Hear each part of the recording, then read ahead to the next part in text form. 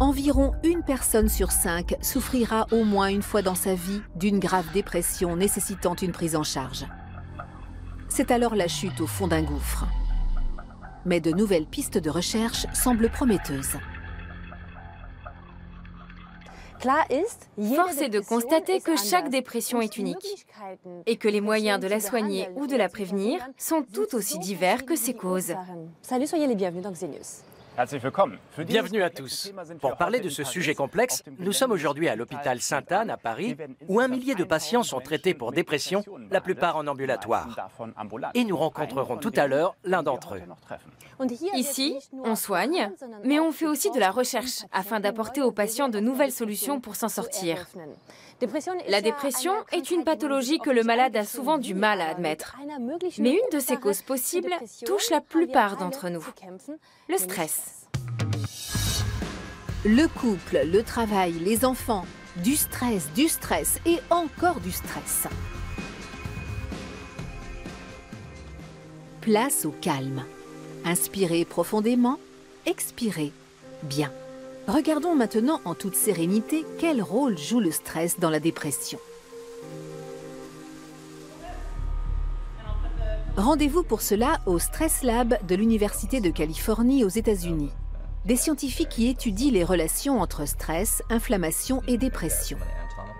Ils travaillent à partir d'un stress social produit de façon artificielle. On suggère aux volontaires qu'ils sont rejetés par les autres ou qu'ils sont exclus d'un groupe. Simultanément, les chercheurs observent ce qui se passe dans leur cerveau. Certaines régions du cerveau activées pendant l'expérience sont les mêmes que celles activées quand on expose un individu à une douleur physique, comme la chaleur. C'est un phénomène très intéressant, parce qu'il suggère qu'il existe peut-être des similitudes au niveau neurobiologique entre la façon dont le cerveau traite l'expérience de la douleur physique et la façon dont il traite celle de la douleur sociale. L'hypothèse des chercheurs, plus le cerveau réagit au stress, plus le corps déclenche une réaction inflammatoire importante. L'explication pourrait se trouver dans l'histoire de l'évolution humaine. Le stress des premiers hommes était avant tout une question de survie. L'homme est alors constamment menacé par des bêtes sauvages ou des congénères hostiles. Son cerveau analyse donc en permanence l'environnement. Face à une situation menaçante, il active non seulement les muscles et le système cardiovasculaire, mais aussi le système immunitaire, afin de se préparer à une éventuelle agression. Le corps produit et libère des substances inflammatoires. Ainsi, en cas de blessure, les bactéries et les virus qui pénètrent dans l'organisme peuvent aussitôt être combattus.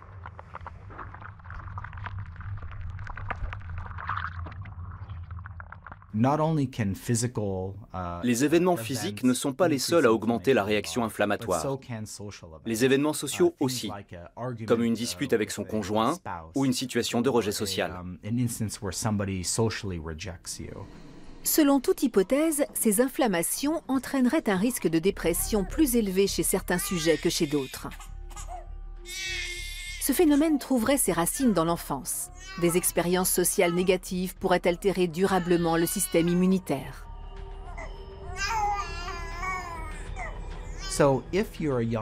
Quand un enfant baigne dans un environnement avec de nombreux problèmes sociaux, comme des parents instables ou un quartier présentant de multiples dangers, il est possible que son cerveau essaie de s'adapter et porte une attention soutenue aux différentes menaces présentes dans son environnement.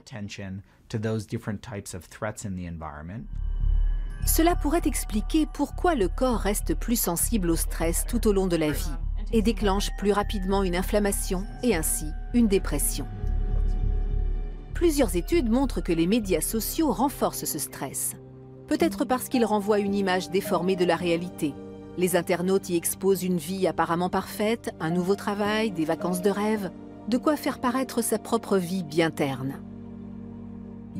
Le sentiment de gaspiller son temps devant l'écran n'arrange rien à l'affaire, sans compter que la nature même des médias sociaux nourrit le stress.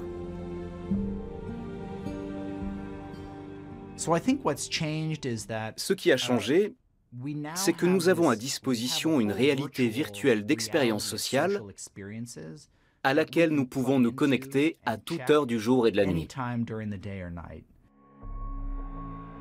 Autrement dit, les expériences du monde virtuel, y compris négatives comme une dispute, peuvent vite devenir envahissantes.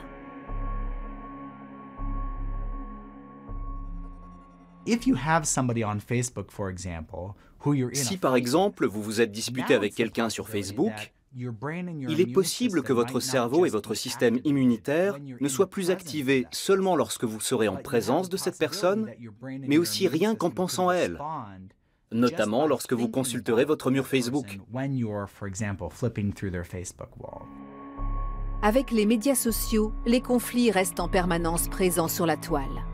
Le risque de dépression augmente, mais dans des proportions variables selon le type de personnalité.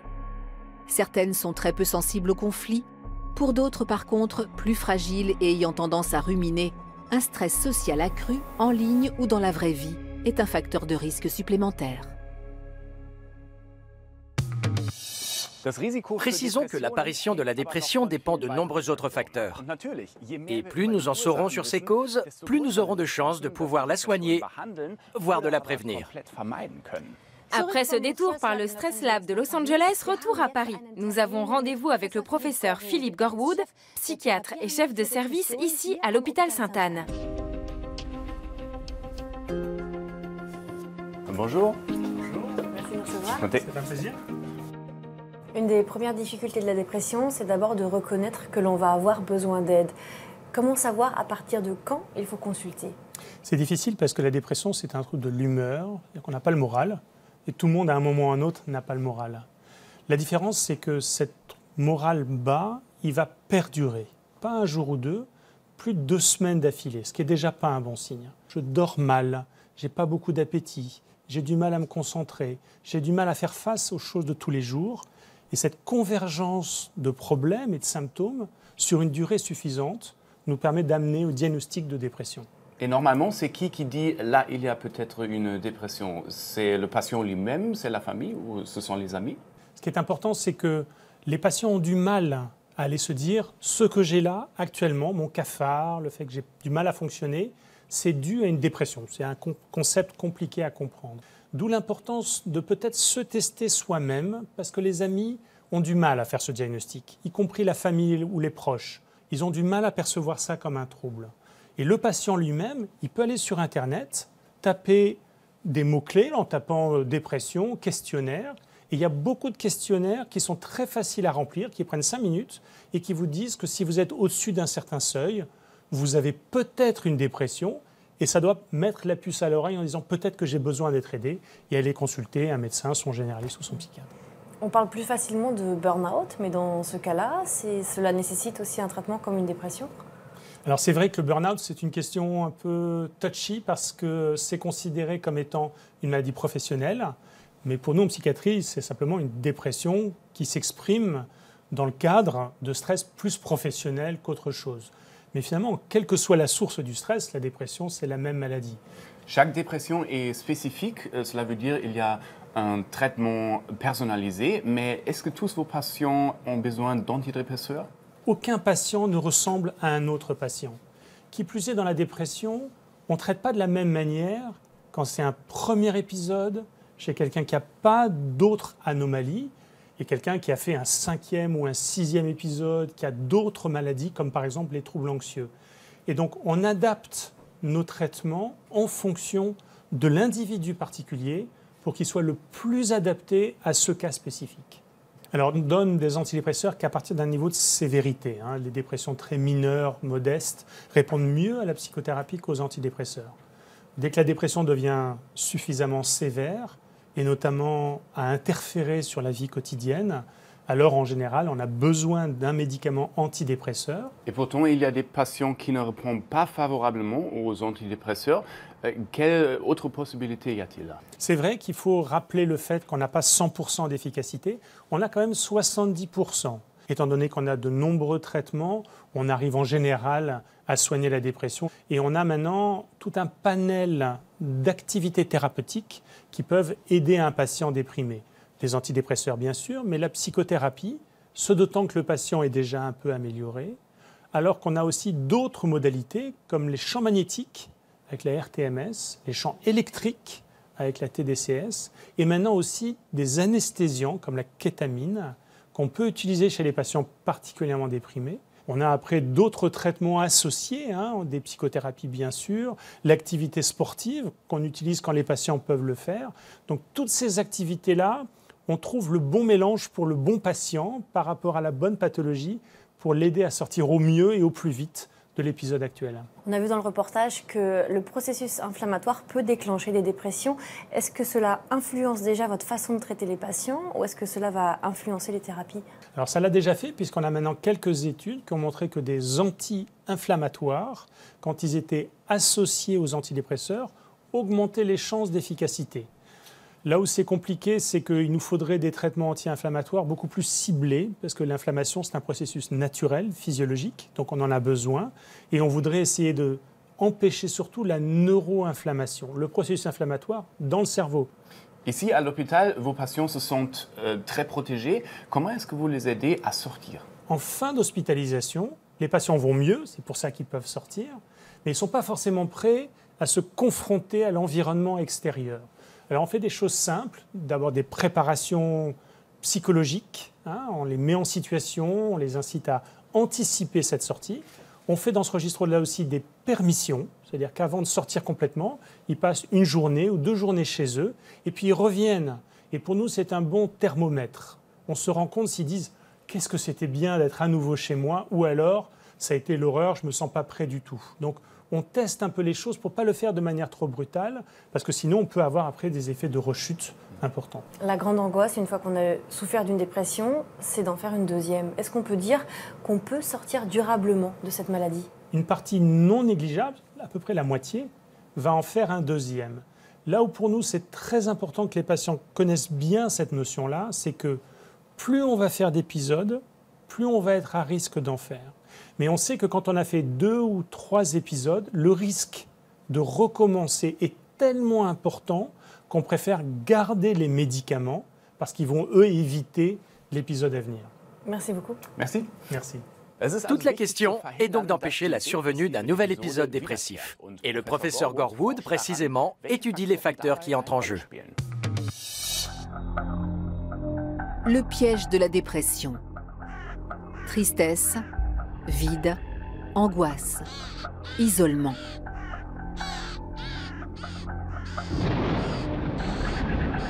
Ce sentiment de grande tristesse est aussi mesurable très concrètement, car le cerveau change.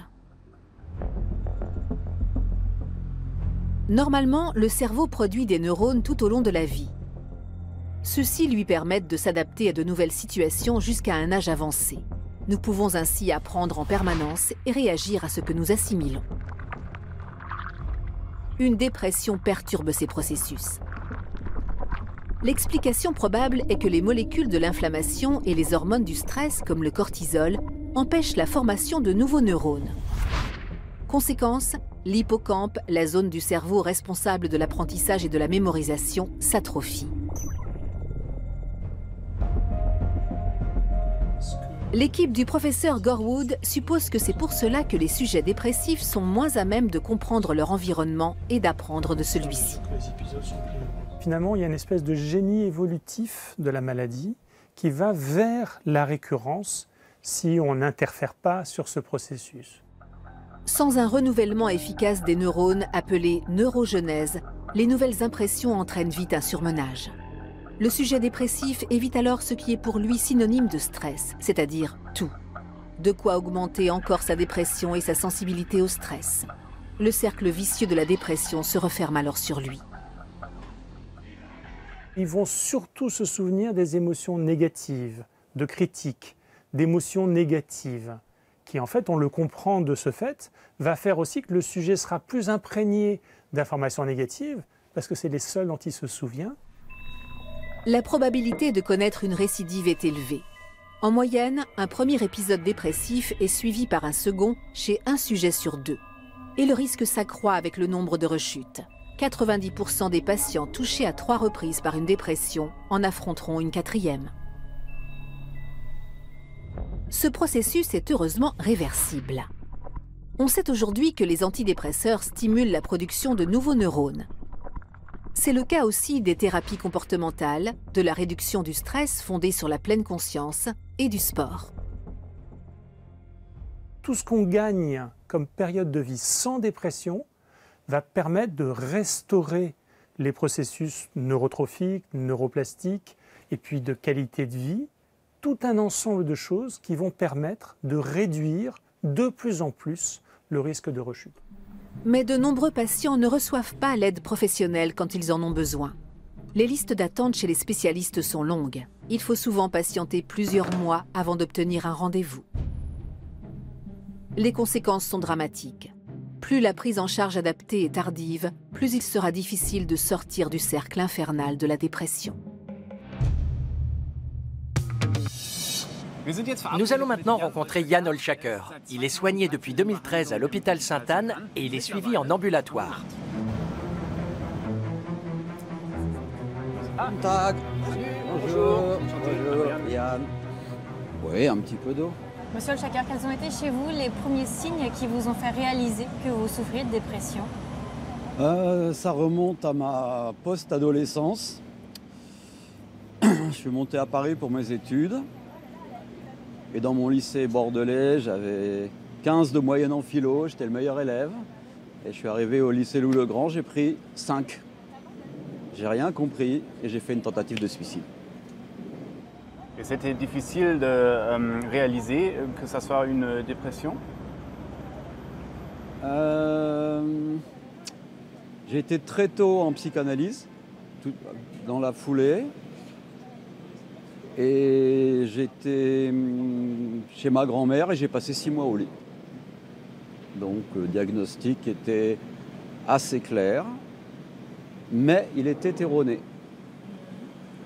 Parce qu'on avait diagnostiqué une dépression classique.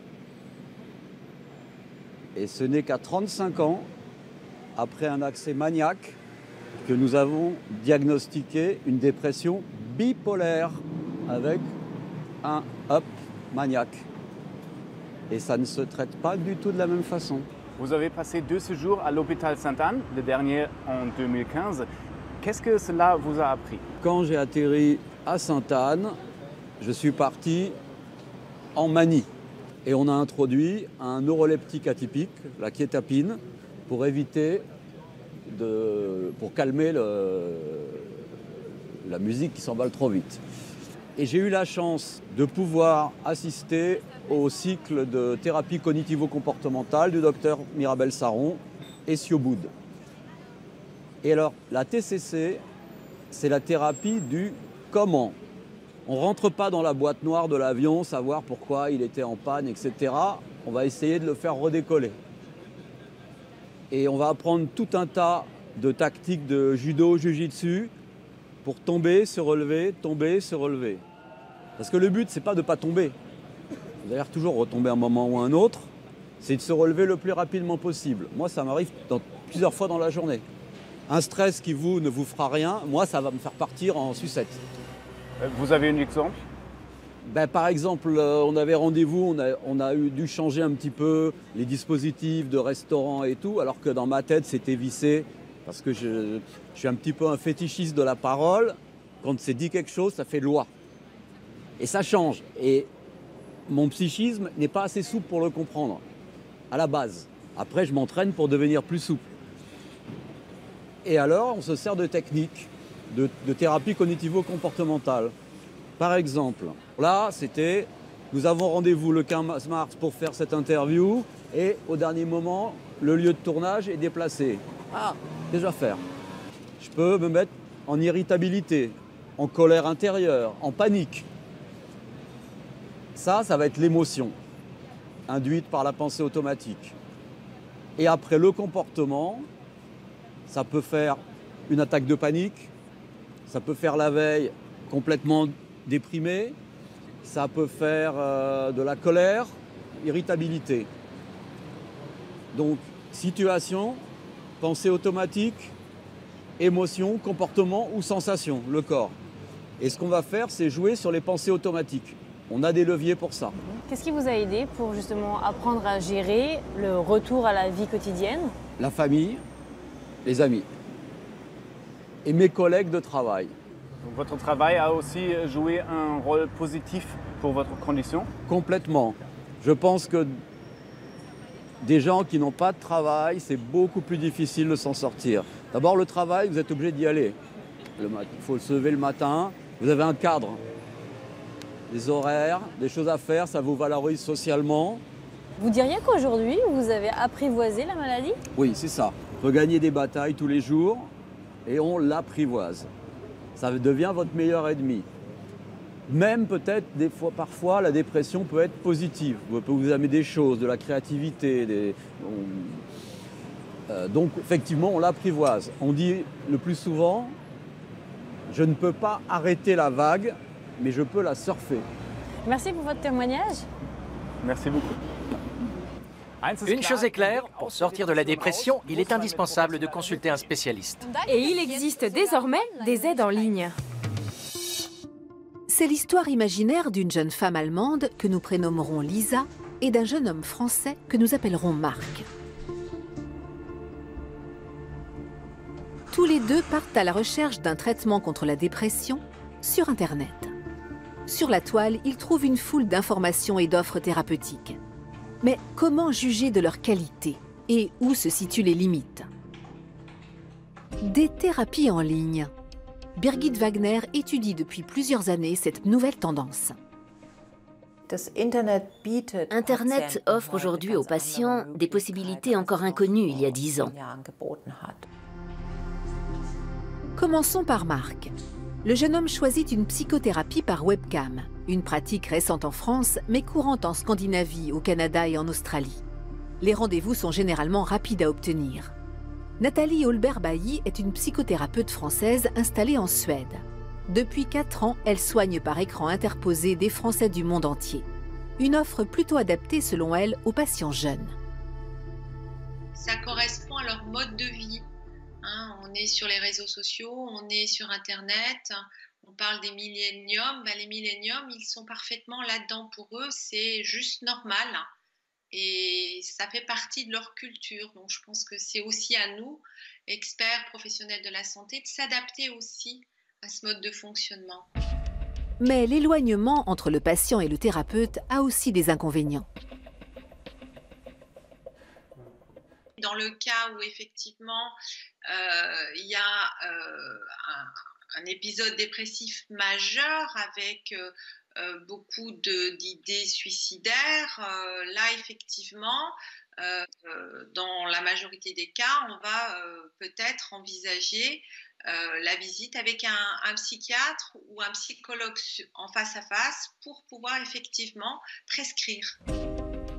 Pour les patients présentant une dépression moins sévère, par contre, ce type de consultation peut bien fonctionner. Autour de Lisa maintenant. La jeune femme opte pour une autothérapie en ligne.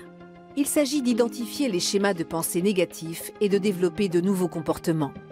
Une thérapie cognitivo-comportementale sans psychothérapeute, fondée sur le recours à un simple logiciel. De nombreuses études ont montré que les thérapies en ligne sont efficaces. Le risque réside en revanche dans le diagnostic. Lors d'une consultation en ligne, nous ne sommes pas en face à face avec le patient. Il est donc parfois très difficile d'apprécier son état réel. Les thérapies en ligne se heurtent par conséquent à leurs limites et ne sont pas adaptées aux patients souffrant de dépression sévère. Lisa finit par obtenir un rendez-vous chez un psychothérapeute et utilise en complément une application smartphone qui fait office de journal de bord de son humeur. Ses pensées et ses sentiments, son état physique et psychique, autant d'informations qu'elle peut envoyer à son thérapeute avant la séance suivante.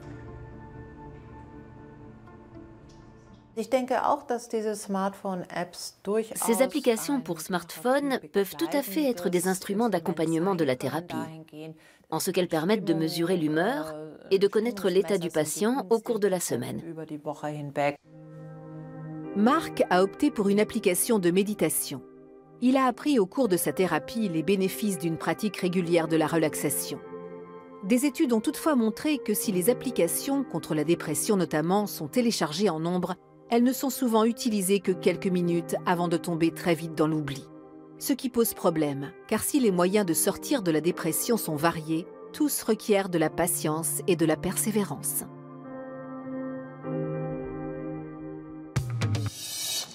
Une chose est sûre, plus une dépression est diagnostiquée tôt, mieux elle pourra être soignée. Et la première étape, c'est peut-être justement un test en ligne. C'était le dernier petit conseil du professeur Gorwood. C'est l'heure de se dire au revoir. Salut!